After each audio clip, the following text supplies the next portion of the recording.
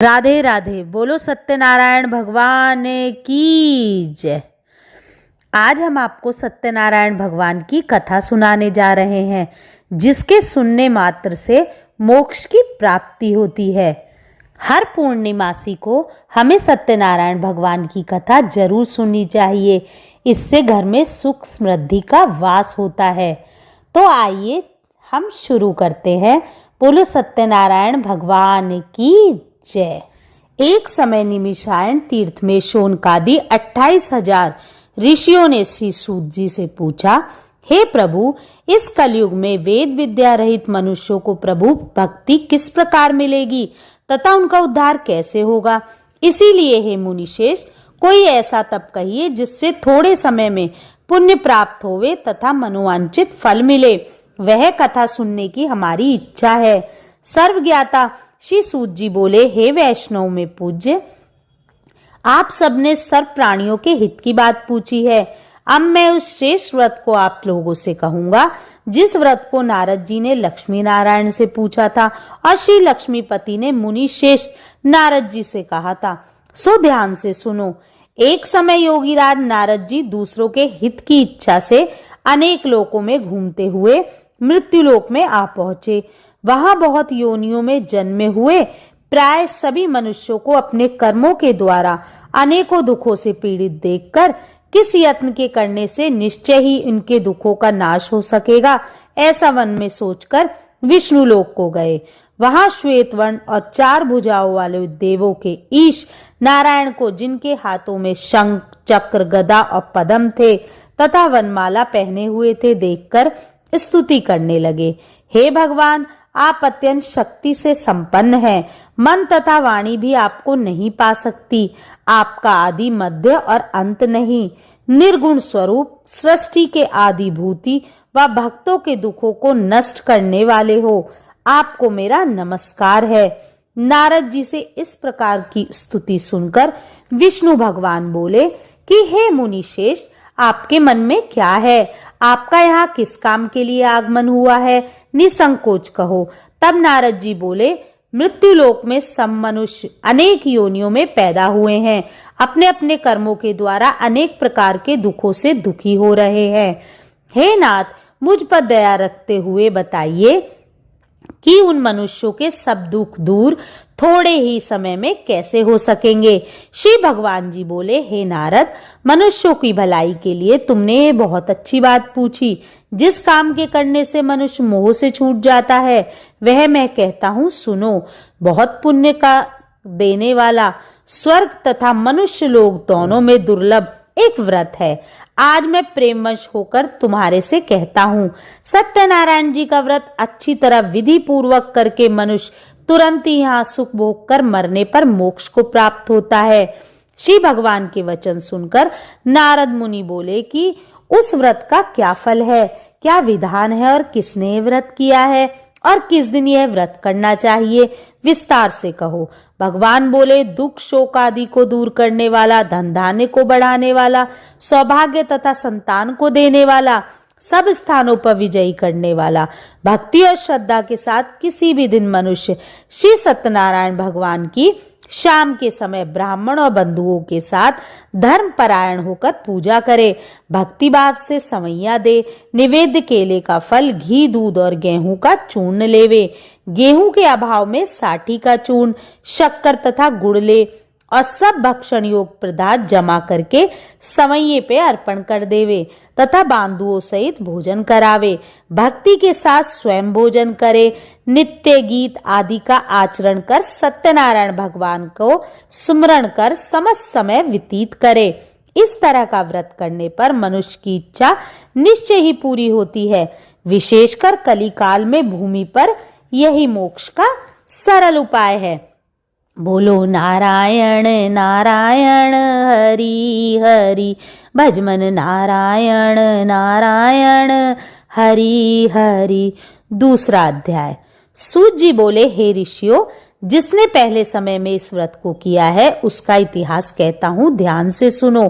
सुंदर काशीपुरी नगरी में एक अति निर्धन ब्राह्मण रहता था। वह भूख और प्यास से बेचैन हुआ नित्य ही पृथ्वी पर घूमता था। ब्राह्मणों को प्रेम करने वाले भगवान ने ब्राह्मण को दुखी देखकर बूढ़े ब्राह्मण का रूप धर उसके पास आदर के साथ पूछा, हे विप्र, नित्य दुखी हुआ पृथ्वी पर क्यों घूमता है? हे शेष ब्राह्मण, यह सब मुझसे कहो, मैं सुनना चाहता हूँ। ब्राह्मण बोला, मैं बहुत निर्धन ब्राह्मण हूँ, भिक्षा के लिए पृथ्वी पर फिरता हूँ। हे भगवान, यदि आप उसका उपाय जानते हो तो कृपा कर कहो। व्रत ब्राह्मण बोला कि सत्यनारायण भगवान मनवांचित फल को देने वाले हैं, इसीलिए हे ब्राह्मण, तू उनका पूजन कर, जिसके करने से मनुष्य सब दुखों से मुक्त हो जाता है। ब्राह्मण को सारा व्रत का विधान बताकर बूढ़े ब्राह्मण का रूप धारण करने वाले श्री सत्यनारायण भगवान अंतर्ध्यान हो गए। जिस व्रत को व्रत ब्राह्मण ने बताया है मैं उसको करूंगा, यह निश्चय करने पर उसे रात में नींद नहीं आई। वह सवेरे ही उठा, सत्यनारायण के व्रत का निश्चय कर भिक्षा के लिए चला। उस दिन उसको भिक्षा में बहुत धन मिला, जिससे बंधु बांधुओं के साथ उसने सत्यनारायण भगवान का व्रत किया। उसके करने से वह ब्राह्मण सब दुखों से छूटकर अनेक प्रकार की संपत्तियों से युक्त हुआ। उस समय से वह ब्राह्मण हर मास व्रत करने लगा। इस तरह सत्यनारायण भगवान के इस व्रत को जो करेगा वह सब पापों से छूटकर मोक्ष को प्राप्त होगा। आगे जो पृथ्वी पर सत्यनारायण व्रत करेगा वह मनुष्य सब दुखों से छूट जाएगा। इस तरह नारद जी ने नारायण का कहा हुआ यह व्रत तुमसे कहा है विप्रो। अब मैं क्या कहूँ? ऋषि बोले, हे मुनीश्वरों, संसार में इस ब्राह्मण से सुनकर किस किस ने व्रत किया, हम वह सब सुनना चाहते हैं। इसके लिए हमारे मन में श्रद्धा है। सूत जी बोले, हे मुनियों, जिसने इस व्रत को किया है वह अब सुनो। एक समय वह ब्राह्मण धन और ऐश्वर्य के अनुसार बांधुओं के साथ व्रत करने को तैयार हुआ। उसी समय एक लकड़ी बेचने वाला बूढ़ा आया और बाहर लकड़ियों को रखकर ब्राह्मण के मकान में गया। प्यास से दुखी लकड़हारे ने उसको व्रत करते देखकर लकड़हारा ब्राह्मण को नमस्कार कर कहने लगा, आप यह क्या कर रहे हैं और इसके करने से क्या फल मिलता है? कृपया करके मुझे कहो। ब्राह्मण ने कहा, सब मनोकामनाओं को पूरा करने वाला श्री सत्यनारायण भगवान का व्रत है। इसी की कृपा से मेरे यहाँ धन धान्य आदि की वृद्धि हुई है। ब्राह्मण से इस व्रत के बारे में जानकर लकड़हारा बहुत प्रसन्न हुआ। चरणामृत ले और प्रसाद खाने के बाद अपने घर को गया। लकड़हारे ने मन में इस प्रकार का संकल्प किया कि आज ग्राम में लकड़ी बेचने पर जो धन मुझे मिलेगा उसी से सत्यनारायण देव का उत्तम व्रत करूंगा। यह मन में विचार कर वह बूढ़ा ब्राह्मण लकड़ियां अपने सिर पर रखकर जिस नगर में धनवान लोग रहते थे ऐसे सुंदर नगर में गया। उस रोज वहां पर उसने उन लकड़ियों का दाम पहले दिनों से चौगुना मिला। तब वह बूढ़ा लकड़हारा दाम ले और अति प्रसन्न होकर पक्के केले की फली, शक्कर, घी, दूध और दही, गेहूं का आटा इत्यादि सत्यनारायण भगवान के व्रत की कुल सामग्रियों को लेकर अपने घर गया। फिर उसने सब अपने भाइयों को बुलाकर विधि के साथ भगवान जी का पूजन और व्रत किया। उस व्रत के प्रभाव से बूढ़ा लकड़हारा धन पुत्र आदि से युक्त हुआ और संसार के समस्त सुख भोग कर वैकुंठ को चला गया।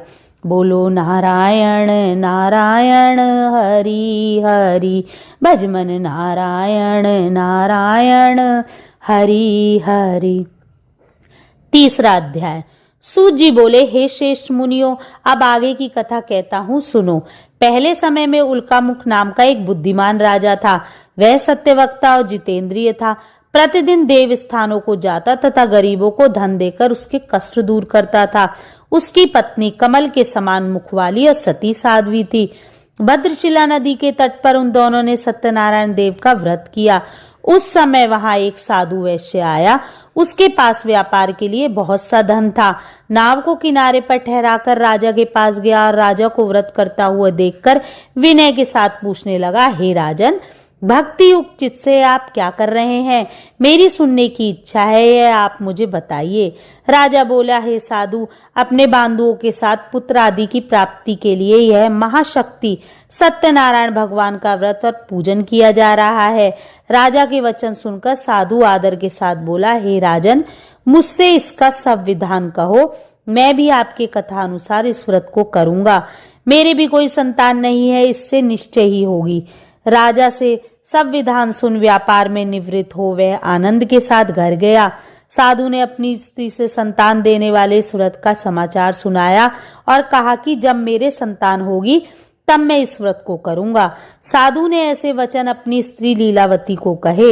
एक दिन उसकी स्त्री लीलावती पति के साथ आनंदित हो सांसारिक धर्म में प्रवृत्त होकर सत्यनारायण भगवान की कृपा से गर्भवती हो गई तथा 10वें महीने में उसके एक सुंदर कन्या का जन्म हुआ। दिन दिन वह इस तरह बढ़ने लगी जैसे शुक्ल पक्ष का चंद्रमा बढ़ता है। कन्या का नाम कलावती रखा गया। तब लीलावती ने मीठे शब्दों में अपने पति से कहा कि आपने जो संकल्प किया हुआ है कि भगवान का व्रत करूंगा, अब आप उसे करिए। साधु बोले, हे प्रिय, इसके विवाह पर करूंगा। अपनी पत्नी को आश्वासन दे वह नगर को गया। कलावती पितृगृह में वृद्धि को प्राप्त हुई। साधु ने जब नगर में सखियों के साथ अपनी पुत्री को देखा तो तुरंत ही दूत बुलाकर कहा कि पुत्री के वास्ते कोई सुयोग वर देख कर लाओ। साधु की आज्ञा पाकर दूत कंचन नगर पहुंचा और वहां पर बड़ी खोज कर और देखभाल कर लड़की के वास्ते सुयोग वाणिक पुत्र को ले आया।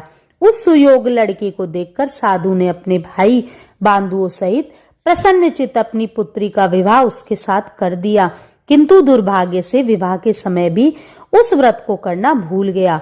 तब श्री भगवान क्रोधित हो गए और श्राप दिया कि तुम्हें दारुण दुख प्राप्त होगा। अपने काम में कुशल साधु बनिया अपने जमाता सहित समुद्र के समीप रत्नपुर नगर पहुंचा और वहां दोनों ससुर जमाई चंद्रकेतु राजा के नगर में पहुंचे और व्यापार करने लगे। एक रोज भगवान सत्यनारायण की माया से प्रेरित कोई राजा का धन चुराकर शीघ्र जा रहा था, किंतु पीछे से राजा के दूतों को आता देखकर चोर ने घबराकर भागते भागते धन को वहीं छुपा कर रख दिया जहां वे दोनों ससुर जमाई ठहरे हुए थे। तब दूतों ने उस साधु वैश्य के पास राजा के धन को रखा देखकर दोनों को बांध ले गए और प्रसन्नता से दौड़ते हुए राजा के समीप जाकर बोले, यह दो चोर हम पकड़कर लाए हैं, देखकर आज्ञा दे। राजा की आज्ञा से उनको कठिन कारावास में डाल दिया और उनका धन राजा ने छीन लिया। उसी श्राप द्वारा उनकी पत्नी भी घर पर बहुत दुखी हुई और घर पर जो धन रखा था उसे चोर चुरा कर ले गए। शारीरिक व मानसिक पीड़ा से, भूख प्यास से अति दुखी, अन्न की चिंता में कलावती एक ब्राह्मण के घर गई। वहां उसने सत्यनारायण व्रत होते देखा। वहां उसने कथा सुनी तथा प्रसाद ग्रहण कर रात को घर आई। माता ने कलावती से कहा, हे पुत्री, दिन में कहाँ रही, तेरे मन में क्या है? कलावती बोली, हे माता, मैंने एक ब्राह्मण के घर श्री सत्यनारायण का व्रत देखा है। कन्या के वचन सुनकर लीलावती भगवान के पूजन की तैयारी करने लगी।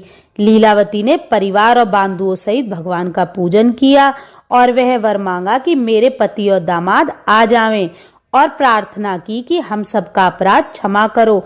श्री सत्यनारायण भगवान उस व्रत से संतुष्ट हो गए और राजा चंद्रकेतु को स्वप्न में दिखाई दिए और कहा, हे राजन, दोनों बंदी वैश्य प्रातः ही छोड़ दो और उनका सब धन जो तुमने ग्रहण किया है दे दो, नहीं तो तेरा धन, राज्य, पुत्र आदि सब नष्ट कर दूंगा। राजा को ऐसे वचन कहकर भगवान अंतर्ध्यान हो गए। प्रातःकाल राजा चंद्रकेतु ने सभा में अपना स्वप्न सुनाया और दोनों वाणिक पुत्रों को कैद से मुक्त कर सभा में बुलाया। दोनों ने आते ही राजा को नमस्कार किया। राजा मीठे वचनों से बोले, हे महानुभावों, भाग्यवश ऐसा कठिन दुख प्राप्त हुआ है, अब कोई भय नहीं। ऐसा कहकर राजा ने उनको नए नए वस्त्र आभूषण पहनवाए तथा उनका जितना धन लिया था उससे दुगना धन दिलवाकर विदा किया। दोनों वैश्य अपने घर को चल दिए। बोलो नारायण नारायण हरि हरि, भजमन नारायण नारायण हरि हरि। चौथा अध्याय। सूत जी बोले, वैश्य ने इस मंगलाचार्य करके यात्रा आरंभ की और अपने नगर को चला। उनके थोड़ी दूर पहुंचने पर दंडी वेशधारी सत्यनारायण भगवान ने उनसे पूछा, हे साधु, तेरी नाव में क्या है? अभिमानी वाणिक हंसता हुआ बोला, हे दंडी, आप क्यों पूछते हो? क्या धन लेने की इच्छा है? मेरी नाव में तो बेल पताका भरे हुए हैं। वैश्य का कठोर वचन सुनकर भगवान ने कहा, तुम्हारा वचन सत्य हो। ऐसा कहकर दंडी वहां से चले गए और कुछ दूर जाकर समुद्र के किनारे बैठ गए। दंडी के जाने पर वैश्य ने नित्य क्रिया करने के बाद नाव को ऊंची उठी देखकर अचंबा किया तथा नाव में बेल आदि देखकर मूर्छित हो जमीन पर गिर पड़ा। फिर मूर्छा खुलने पर बहुत शोक करने लगा। तब उसका दामाद बोला कि आप शोक ना करें, यह दंडी का श्राप है, अतः उनकी शरण में चलना चाहिए, तभी हमारी मनोकामना पूरी होगी। दामाद के वचन सुन वह दंडी के पास पहुंचा। अत्यंत भक्ति भाव से नमस्कार करके बोला, मैंने जो आपसे असत्य वचन कहे थे उसको क्षमा करो। ऐसा कहकर महान शोकातुर हो रोने लगा तथा दंडी भगवान बोले, हे वाणिक पुत्र, मेरी आज्ञा से बार बार तुम्हें दुख प्राप्त हुआ है, तू मेरी पूजा से विमुख हुआ है। साधु बोले, हे भगवान, आपकी माया से मोहित ब्रह्मा आदि भी आपके रूप को नहीं जानते, तब मैं आज्ञानी कैसे जान सकता हूँ। आप प्रसन्न होइए, मैं सामर्थ्य के अनुसार आपकी पूजा करूंगा। मेरी रक्षा करो और पहले के समान नौका को धन से भर दो। उनके भक्ति युक्त वचन सुनकर भगवान प्रसन्न हो गए, उसकी इच्छा अनुसार वर देकर अंतर्ध्यान हो गए। तब उन्होंने नाव में आकर देखा कि नाव धन से परिपूर्ण है। फिर वह भगवान सत्यदेव का पूजन कर साथियों सहित अपने नगर को चला। जब अपने नगर के निकट पहुंचा, जब दूत को भेजा, दूत ने साधु के घर जा उसकी स्त्री को नमस्कार करके कहा, साधु अपने दामाद सहित उस नगर के समीप आ गए हैं। ऐसा वचन सुन सती ने बड़े हर्ष के साथ सत्यदेव का पूजन कर पुत्री से कहा, मैं अपने पति के दर्शन को जाती हूँ, तू कार्य पूर्ण कर शीघ्र आना। माता के वचन सुनकर कलावती प्रसाद छोड़ पति के पास गई। प्रसाद की अवज्ञा के कारण सत्यदेव रुष्ट हो गए, उनके पति को नाव सहित पानी में डुबा दिया। कलावती अपने पति को ना देखकर रोती हुई जमीन पर गिर पड़ी। इस तरह नौका को डूबा हुआ तथा कन्या को रोता देख साधु दुखित हो बोला, हे प्रभु, मुझसे या मेरे परिवार से जो भूल हुई है उसे क्षमा करो। उसके दीन वचन सुनकर सत्यदेव प्रसन्न हो गए और आकाशवाणी हुई, हे साधु, तेरी कन्या मेरे प्रसाद को छोड़कर आई है, इसीलिए इसका प्रति अदृश्य हुआ है। यदि वह घर जाकर प्रसाद खाकर लौटे तो उसे पति अवश्य मिलेगा। आकाशवाणी के ऐसे वचन सुन कलावती ने घर पहुंचकर प्रसाद खाया। फिर उसने आकर अपने पति के दर्शन किए। तब वैश्य परिवार के सब लोग प्रसन्न हुए। फिर साधु ने बांधुओं सहित सत्यदेव का विधि पूर्वक पूजन किया। उस दिन से हर पूर्णिमा संक्रांति को सत्यनारायण का पूजन करने लगा। फिर इस लोक का सुख भोग कर स्वर्ग को चला गया। बोलो नारायण नारायण हरि हरि, भजमन नारायण नारायण हरि हरि। 5वां अध्याय। श्री सूत जी बोले, हे ऋषियों, मैं भी कथा कहता हूँ, सुनो। प्रजा पालन में लीन तुंगध्वज नाम का राजा था। उसने भी भगवान का प्रसाद त्याग कर बहुत दुख पाया। एक समय वन में जाकर पशुओं को मारकर बड़ के पेड़ के नीचे आया। उसने भक्ति भाव से ग्वालों और बांधुओं सहित सत्यनारायण का पूजन करते देखा। राजा देखकर भी अभिमानवश वहां ना गया और न नमस्कार किया। तब ग्वालों ने भगवान का प्रसाद उसके सामने रखा तो वह प्रसाद को त्याग कर अपनी सुंदर नगरी को चला गया। वहां उसे अपना सब कुछ नष्ट पाया तो वह जान गया कि यह सब भगवान ने किया है। तब वह विश्वास कर ग्वालों के समीप गया और विधि पूर्वक पूजन कर प्रसाद खाया तो सत्यदेव की कृपा से सब जैसा था वैसा हो गया तथा सुख भोग कर मरने पर स्वर्गलोक को गया। जो मनुष्य इस परम दुर्लभ व्रत को करेगा, भगवान की कृपा से उसे धन धान्य की प्राप्ति होगी। निर्धन धनी होते हैं, बंदी बंधन से मुक्त होकर निर्भय हो जाता है, संतानहीनों को संतान प्राप्त होती है, सब मनोरथ पूर्ण होकर अंत में वैकुंठ धाम को जाता है। जिन्होंने पहले इस व्रत को किया है उसके दूसरे जन्म की कथा कहता हूँ। वृद्ध शतानंद ने ब्राह्मण सुदामा का जन्म लेकर मोक्ष को पाया। उल्कामुख नाम का राजा दशरथ होकर वैकुंठ को प्राप्त हुआ। साधु नाम के वैश्य ने मोर ध्वज बनकर अपने पुत्र को आरे से चीरकर मोक्ष प्राप्त किया।